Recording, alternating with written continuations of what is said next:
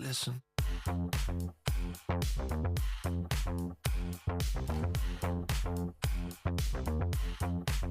we're riding high, wild and free, dancing in the shadows, you and me. Feel the heat rise like a fever pitch. One of these days I'll flick the switch.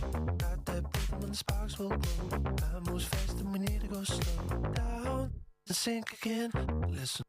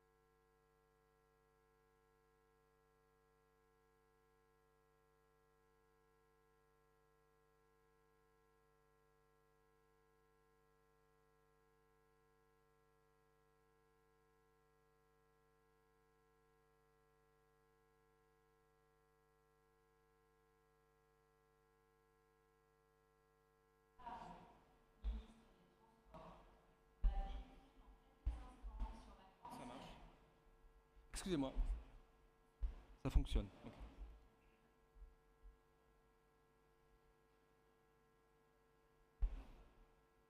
Alors nous allons appeler Monsieur le Ministre, ainsi que les présidents d'organisations professionnelles et associations professionnelles également, à monter sur scène pour cette inauguration et ce coupé de ruban pour l'ouverture du SITL, ainsi que Michel Filzi et Filippo Rehan. Merci beaucoup.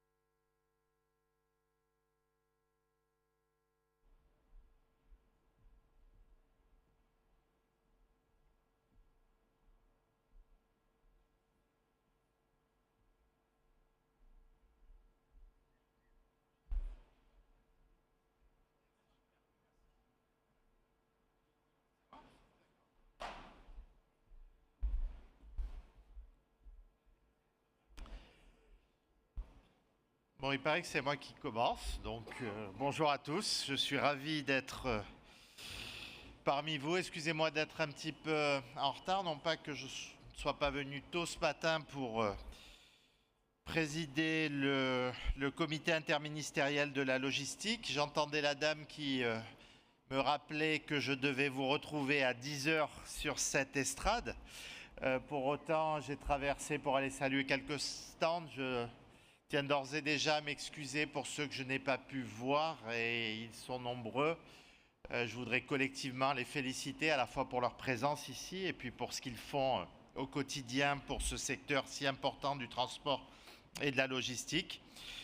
Et puis je ne pourrai pas rester trop longtemps puisque nous allons nous voir avec les transporteurs, vous l'imaginez, par rapport à l'actualité qui est la nôtre et pour mettre en place ensemble un plan de soutien et d'aide à ceux qui sont dans la difficulté aujourd'hui par rapport aux conséquences de la guerre au Moyen et au Proche-Orient. J'aurai l'occasion de vous en dire un instant dans mon propos. Alors, Madame la Ministre, Présidente de France Logistique, ma chère Anne-Marie Idrac, Madame la Sous-Préfète, Monsieur le Président Michel Filzi, Monsieur le Directeur Général Philippot, Monsieur le Directeur du Salon International du Transport de la Logistique, cher Jean-Charles, Mesdames et Messieurs les Présidents, Directeurs et Délégués Généraux des fédérations et associations professionnelles, Monsieur le Président Dimitri, chers professionnels du transport et de la logistique, Mesdames et Messieurs, chers amis. Je suis très heureux de pouvoir être avec vous, comme l'an dernier d'ailleurs, pour ouvrir aujourd'hui. Alors l'an dernier, je pensais que c'était mon premier et mon dernier salon. Vous voyez que la vie politique est surprenante quelquefois. Depuis, j'ai été reconduit plusieurs fois d'ailleurs dans mes fonctions. Alors je ne vais pas dire que c'était exclusivement dans l'idée d'être présent au Salon international du transport et de la logistique et de couper moi-même le ruban et de pouvoir faire le discours inaugural, mais ça a été quand même une des sources de motivation. Et je vous remercie en tout cas de m'accueillir une nouvelle fois, après avoir tenu, je l'ai dit, le comité interministériel de la logistique à l'instant avec les différents acteurs. J'ai cette année encore pu mesurer, en traversant rapidement ce parc des expositions de Villepinte, que le SITL, c'est bien plus qu'un salon. C'est le lieu où se croisent les innovations, les défis, les ambitions d'un secteur qui est un secteur stratégique pour notre pays, pour notre économie, pour notre transition écologique et bien sûr, et ce mot a plus que jamais tout son sens, notre souveraineté. Un secteur qui sait aussi s'engager en faveur de la solidarité. Je pense notamment ici à l'action de la Fondation CMA-CGM qui m'a présenté à l'instant une PharmaBox, ces pharmacies mobiles conçues à partir d'un container maritime. Il y a 2 semaines, j'avais participé aux côtés de Tania Saadé, ici présente, que je salue, à la première opération d'acheminement de fret humanitaire pour les populations civiles du Liban, organisée par la Fondation. Parce que oui, évidemment, cette édition 2026 s'ouvre dans un contexte très particulier pour le secteur. La crise au Moyen-Orient et les tensions qu'elle provoque sur les prix des carburants. Nous avons tous à l'esprit ce matin les difficultés que rencontrent actuellement les entreprises de transport routier, de voyageurs comme de marchandises. C'est bien souvent des TPE et PME aux marges déjà faibles. J'ai eu l'occasion de le rappeler vendredi lors de mon intervention pour présenter le plan d'aide. Déjà faibles pour lesquels le carburant peut représenter jusqu'à 25 voire 30% de leur coût d'exploitation. Notre priorité est de tout faire pour que les professionnels du transport routier puissent poursuivre leur activité. J'ai eu l'occasion de le dire, mais je le répète, sans ces entreprises, sans vous, mesdames et messieurs, il n'y a pas d'activité économique possible dans nos territoires, tout simplement. Le transport routier de marchandises, c'est 3% du produit intérieur brut de notre pays et plus de 400 000 emplois dans notre secteur. C'est en réalité bien plus que cela. C'est ce qui permet au commerce d'être approvisionné, aux Français tout simplement de se nourrir, accessoirement de boire, si tu as un verre d'eau, merci, de se nourrir, aux usines de tourner. Je veux être ici très clair. Chacun devra prendre sa part pour qu'on puisse traverser collectivement ce moment difficile. Aux chargeurs, je le redis, les règles des contrats doivent s'appliquer et les hausses de prix de carburant répercutées. Nous avons échangé à l'instant avec eux. Ils sont bien sûr très conscients et très mobilisés sur ce sujet. Prendre sa part, c'est justement ce que fait l'État. Nous mettons en place une aide exceptionnelle pour soutenir les entreprises qui sont en difficulté. Cette enveloppe de 50 millions, je le précise, pour le seul mois d'avril, a pour objectif de soutenir le secteur et d'amortir ce choc.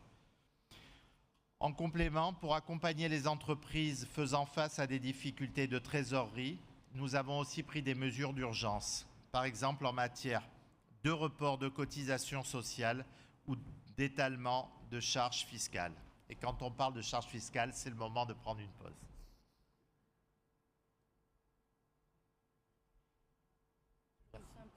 Merci beaucoup, chère madame, merci.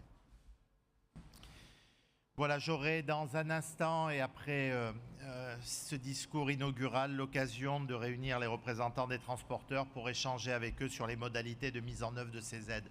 Parce que c'est bien beau les aides, mais il faut les rendre le plus efficaces possible pour qu'elles puissent retomber directement, concrètement vers la base. C'est l'objectif, ce n'est pas un plan pour annoncer une somme qui n'est pas concrète. Il faut qu'on puisse aider tout en bas de la chaîne, bien sûr avec l'aide des chargeurs, mais également l'État, les transporteurs qui connaissent de vraies difficultés. Je pense notamment aux petits transporteurs, ceux qui n'ont que 20, 10, voire quelquefois 5 camions pour pouvoir travailler dans des conditions souvent difficiles, et je viens de le dire, avec des marges très réduites. Alors j'entends les attentes de certains acteurs du secteur qui souhaitent un soutien toujours plus ambitieux, c'est-à-dire en définitive, quelque part pour le contribuable français, plus coûteux. Dans ce contexte actuel, nous assumons une approche qui soit réaliste, qui soit responsable et qui soit ciblée. Je ne dis pas que ce qui a été fait avant sur d'autres crises ne l'était pas, mais la période a malheureusement changé et négativement pour nos finances publiques. L'État n'a plus les marges de manœuvre budgétaires pour engager des dépenses sans allocation ciblée, efficace des aides. Chaque euro public doit désormais être investi là où son impact sera le plus fort, tant pour les entreprises que pour l'économie dans son ensemble. Cela ne signifie pas pour autant un désengagement. L'État reste et restera aux côtés des entreprises qui sont en difficulté. Il continuera d'assumer pleinement son rôle d'amortisseur afin d'accompagner les acteurs les plus fragilisés. Notre priorité est de concilier soutien et rigueur budgétaire afin de traverser cette crise avec un impact minimal pour notre nation. Mais on va se dire les choses, et pour avoir eu un certain nombre de mes interlocuteurs hier encore au Moyen-Orient, ministre des Transports, la situation est grave. Ils s'inquiètent bien sûr de l'intensité de cette crise, de cette guerre, puisque pour eux, concrètement, c'est une guerre. Ils sont tous les jours à essayer de déjouer des attaques, mais ils sont conscients également de l'impact économique durable que cela aura sur leur économie et bien sûr indirectement, voire même directement sur la nôtre. Voilà l'urgence, chers amis, mais cette édition du SITL doit être aussi l'occasion d'aborder les défis, qui sont des défis qui sont plus structurels, des défis de plus long terme, qui sont ceux des transports ou du transport de marchandises, de la logistique dans notre pays. Parce que cette année 2026 est une année charnière pour tout le secteur à plus d'un titre. Alors le premier défi à relever, c'est la performance économique et la souveraineté tout d'abord. Et la souveraineté dans cette période si difficile que je viens d'évoquer, ça nous parle. Ça nous parle parce que la crise actuelle nous le rappelle, nous ne pouvons plus dépendre autant des chaînes d'approvisionnement mondiales fragiles, des carburants volatiles, des tensions géopolitiques qui bloquent des routes maritimes. Nous voulons un transport performant qui maîtrise ses flux, qui privilégie des approvisionnements locaux quand c'est possible, qui choisit son énergie, ses modes de transport, une souveraineté qui nous protège des chocs externes et renforce notre compétitivité industrielle. Je parlais à l'instant d'approvisionnement mondial fragile, de routes maritimes. J'aurais une pensée pour les marins en général et particulièrement, vous me le permettrez, pour les marins français qui sont bloqués à l'heure où on parle dans le détroit d'Ormuz, cher Tania, qui connaissent des périodes difficiles, même s'il y a eu des relèves de certains équipements, certains ne pouvaient pas être relevés ou ne le souhaitaient pas et avec beaucoup de courage continuent à assumer leur mission. Parlons enfin de la décarbonation, ou ensuite de la décarbonation. Le transport de marchandises doit diviser, c'est son objectif, ses émissions par 5 d'ici 2050. Cela passera par l'électrification des flottes. Avec ma sympathique collègue Monique Barbu, nous avons lancé au début de ce mois le groupe de travail sur l'électrification des mobilités. Ces conclusions que nous attendons incessamment sous peu, et pour un certain nombre d'entre vous, je sais que vous avez beaucoup travaillé déjà sur ces questions, nourriront le grand plan d'électrification qui sera présenté par le gouvernement cette semaine. J'étais encore sur ce sujet avec un certain nombre de mes collègues, avec le Premier ministre, particulièrement investi, comme sur tous les dossiers, mais également sur ce dossier. Car la décarbonation passera aussi par le report modal vers le rail et le fluvial, et le recours aux carburants durables, là où l'électrique n'est pas encore possible. Enfin, mesdames et messieurs, le troisième défi, c'est la résilience. Les crises se multiplient, qu'elles soient géopolitiques, qu'elles soient climatiques, qu'elles soient sanitaires. Rien ne nous aura été épargné. Notre chaîne de transport et de logistique doit pouvoir absorber les chocs, avoir des plans B, des stocks tampons, des outils numériques de prévision et de réorganisation rapide des flux. Une logistique qui plie, mais une logistique qui ne rompt pas, qui rebondit plus forte après chaque tempête. Ces trois piliers forment un tout cohérent. Nous ne partons pas de zéro. Ces dernières années, l'État, avec vous, a posé des bases solides. Une stratégie nationale de la logistique qui donne une direction claire au secteur des transports. Pour porter cette ambition, nous avons besoin de stabilité. Nous avons besoin de visibilité. C'est l'objet de la loi cadre sur le développement des transports qui sera débattue au Sénat en séance publique dans 2 semaines. Et je n'en suis pas peu fier parce que c'est un long travail, mais pas que le travail du ministre, c'est votre travail. Parce que pour la plupart d'entre vous, vous avez été très investis dans ce qu'on a appelé Avenir France Transport, Ambition France Transport, pardon, qui a été la source, la base de la matière qui a permis de déposer ce projet de loi qui, je l'espère, sera adopté le plus rapidement possible au Sénat pour aller ensuite vivre une vie peut-être un petit peu plus compliquée à l'Assemblée nationale. En tout cas, nous souhaitons cette adoption. Les acteurs l'ont rappelé encore, quelque chose d'important pour tous les secteurs des transports d'une manière générale. Ce texte qu'on a appelé et caractérisé en disant que c'était un texte historique va viser à principalement refonder le modèle de financement de nos transports au moment où ils font face à un véritable mur d'investissement. Et si on dit historique, c'est que ce n'est pas pour l'année prochaine, pour les 5 prochaines années, mais c'est pour les 10, 20, 30 prochaines années.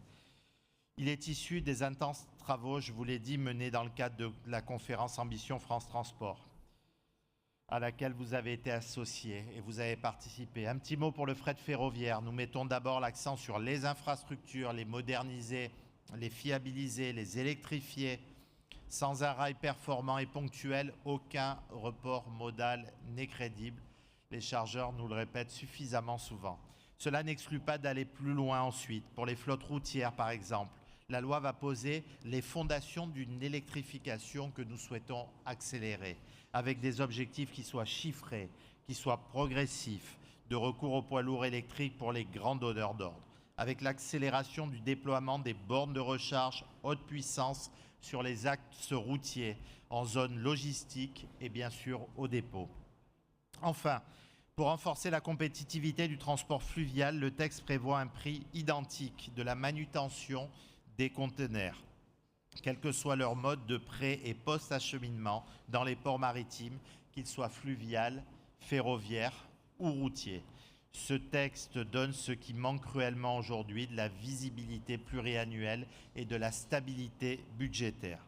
Enfin, cette loi constitue justement le terreau fertile pour libérer l'innovation. L'innovation que nous voyons dans les différents stands. L'innovation, ce n'est pas réservé aux laboratoires. L'innovation, ce n'est pas réservé aux start-up. C'est une nécessité qui est vitale pour notre secteur. En particulier, je pense à la digitalisation qui représente un potentiel de compétitivité dont la logistique doit profiter. Elle prédit les pics de demande, elle mutualise les chargements, elle réduit le kilomètre à vide. L'État vous accompagne dans cette course, notamment à travers des programmes qui ont connu un grand succès. Je pense à Logistique 4.0, je pense à Propulse. La logistique urbaine mérite aussi une attention spécifique, tant elle représente des enjeux qui sont distincts et particulier. Nous l'évoquions encore il y a un instant. Alors la logistique urbaine ne doit plus être un simple prolongement du transport. C'est désormais une dimension qui est une dimension essentielle des politiques de mobilité, de qualité de l'air et puis de dynamisme pour les commerces dans nos villes. Elle requiert une approche qui soit collaborative à la fois de l'État, à la fois des collectivités locales et bien sûr des opérateurs de logistique. Un rapport récent offre un diagnostic lucide et des propositions concrètes à ce sujet. Et j'ai oublié de préciser que c'était un excellent rapport. C'est un rapport qui a été commis et je les remercie chaleureusement par deux Anne-Marie que vous connaissez bien, Anne-Marie Hydrac et Anne-Marie Jean. Merci pour ce travail d'analyse. Un travail d'analyse fine. Merci pour ces propositions pragmatiques qui traitent avec clarté les questions en particulier de gouvernance, les questions de foncier, les questions de formation, les questions de connaissances et les besoins pour un déploiement le plus opérationnel possible. C'est une feuille de route que nous allons décliner ensemble, et cela territoire par territoire. Pour réussir cet objectif, nous allons nous investir. Je m'investirai personnellement auprès de mes collègues du gouvernement pour permettre le renouvellement des programmes, notamment C2E et en particulier Interlude.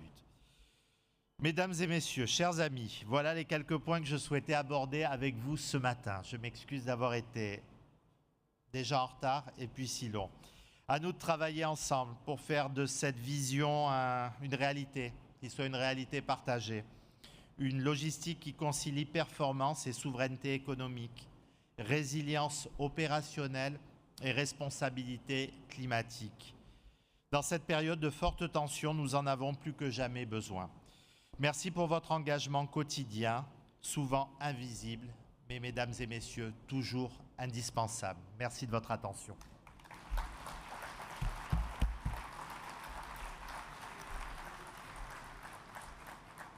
Listen.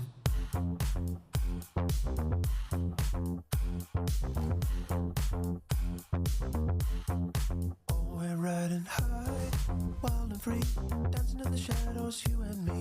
Feel the heat rise like a fever pitch. One of these days I'll flick the switch. Got that rhythm when the sparks will glow. Time moves fast and we need to go slow down and sink again. Listen.